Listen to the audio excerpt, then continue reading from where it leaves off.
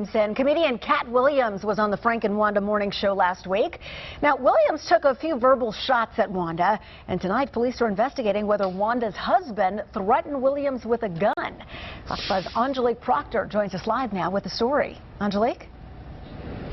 Well, Sine, a lot of people have been talking about this on social media. Some people say you would expect for comedians to have thicker skin when it comes to exchanging jabs, but tonight there is a police investigation. Right now, exclusive video of what really happened outside a Metro Comedy Club following a confrontation between comedian actor Cat Williams and Atlanta radio host Wanda Smith. Tonight, we get to the bottom of the story that's been all the talk on social media. Joe Flo, you went out to get the facts today. What do you know? That's right, Vinny. So Cat Williams called police after saying Wanda Smith's husband put a gun to his face. Tonight, we're the only people in the world that have the security video. This is the exclusive security video from the Atlanta Comedy Theater in Gwinnett County.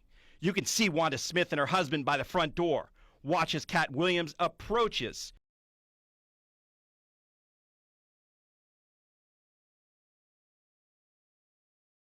It's a mother's worst nightmare. Everything just happened too fast. Deja Lee opened up to us, still in a state of disbelief, about the last few moments that would change her life forever. And I was trying to do everything I could. It just got worse when, water just get into your car, you start to panic. It was this spot on 218 near the Richardson Creek that the sheriff says was covered in water last night. Lee was driving when she got caught in rushing water flowing across the roadway. She managed to free herself and her one-year-old son, Caden, who was in a car seat but lost her grip on him in the rushing water. And when water came in, I was trying to calm my son. He was confused. That's all he was. He was just confused, but I told him, it's okay, don't panic. Know that I was panicking. I told him, don't panic. She was rescued shortly after. Caden was found not far from the car this morning. These were dangerous times.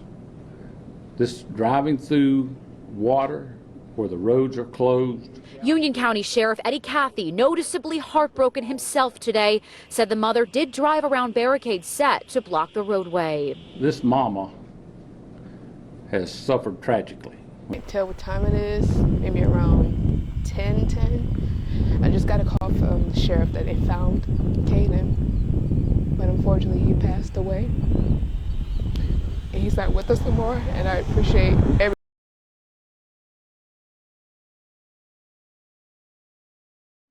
Now, if only I could find handyman.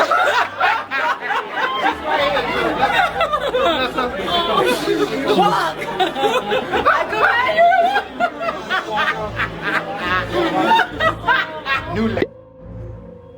Hey, it's Judah. What we're showing here is a disabled person. Nicki Minaj thinks it's comical. She thinks she's so high up on the totem pole, so great, magnificent, talented, rich, respected, and loved by people that she can make fun of the handicapped, the disabled, the unfortunate. I don't see anything comical or amusing. All I can see is a bunch of pride and arrogant behavior. Pride comes before a downfall. That is a fact.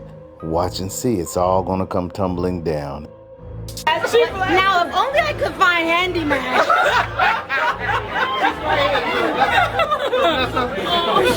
Fuck! I could find you.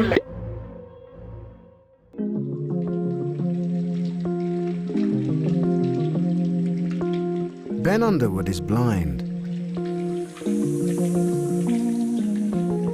Both eyes were removed when he was 3, leaving him with no vision at all. So how on earth does Ben do this? And this? And even this? I don't think I've ever come across somebody like Ben. He was quite unique. Ben lost his eyes to cancer, but unbelievably, he's taught himself to see with sound. If he chooses to go out there and ride that bicycle, let him ride the bicycle. It's got to be very smart. Somewhere in there, it's a little genius going on. I don't consider myself blind. Ain't nothing wrong with. What's truly unique is what he doesn't use. Ben has no guide dog and never uses a white cane.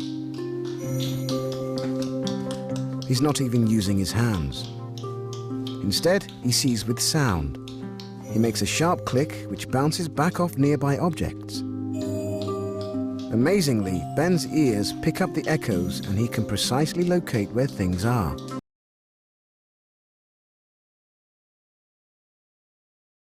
Australia Day is coming and we'll cull them all. Some of it was, this is why in South Africa we rule them with an iron fist. These people are feral.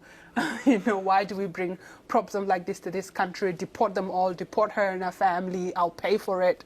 Yeah, so quite direct. It's the first time since I came to Australia as a refugee in 2005 that I actually remember feeling for the first time not safe enough, or not feeling safe enough to assume my own security. That I was, even though I was surrounded by police, I was just making sure that that I wasn't being followed. And even, the days after, whenever I went out with my daughter Pram, I just had a second look. I don't care if you disagree with my position, and I don't care if you disagree with it passionately, because I have passionate opinions. I expect people to also, strongly defend their position. But I hardly actually get substantial disagreement. What I get is, get out of this country, you're ungrateful. The mere act of actually having a voice, which to me is an exercise of my rights as a citizen, assuming that I'm a worthy citizen like anybody else, black or white, and that I can comment on topics about this country. The act of just doing that means that people then say things like, get out of this country, you ungrateful black bee. Because they see the criticism of a political or a policy decision from my migration history. I am not white, therefore, I'm not grateful to be here in this country. So it's an issue of legitimacy. It is. You don't have a right to speak? Precisely.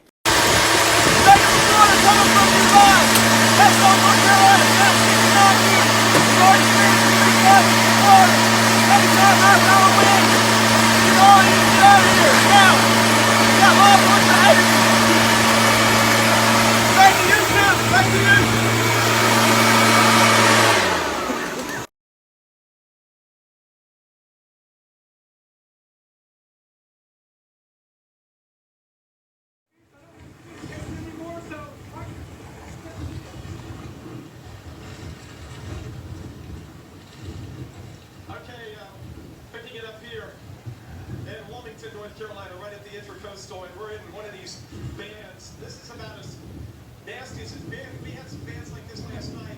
Then the eye wall this morning, we were not on TV. It was a dark hit.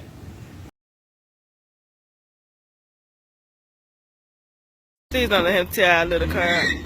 Oh. You gonna stop or keep going? Don't let fear stop you. Oh, yeah. Please just close that door.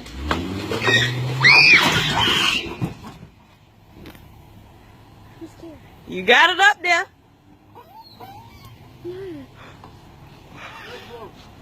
Nope.